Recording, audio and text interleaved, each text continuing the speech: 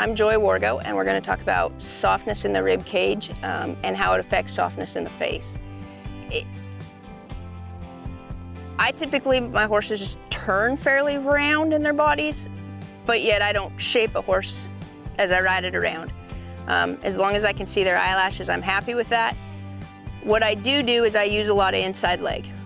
When my inside leg lays at the front cinch and I squeeze with that calf, I expect my horse to round around it. And every time I squeeze, she starts to shape around it a little more. When I squeeze, she shapes around it. If I want her to step away from it, I'll use middle of the rib to ask her to side pass away. If I want her to move her hip, I'll push by the back cinch with my foot.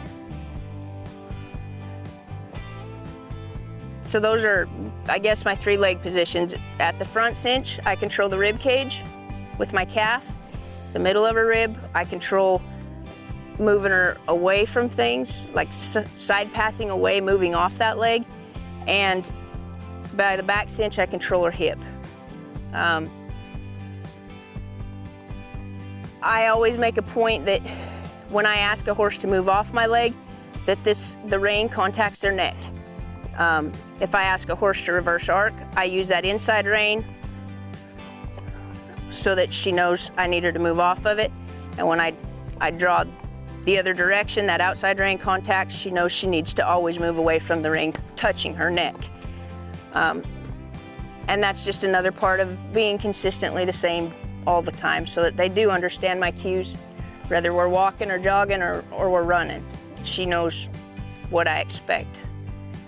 Like I said, if they're soft in their rib cage, they're soft in their face. If you let them stick their rib at you, they'll take and pull on their face as well and get stiff in their neck, and there's not a whole lot you can do with it, especially if you're running. That's where they kind of block you and they'll get away from you and step off barrels. If I have her soft in her rib, I've always got her face. Another part of that being soft in the rib is I'll squeeze right here. I'll pick my hand up, push her forward. That also gets her to open up her stride and reach with her front legs. So here's just walking normal. If I squeeze that leg, pick that, without trotting, pick that hand up, push her forward, and ask her to reach. She's supposed to just reach her legs farther. And there she starts to reach.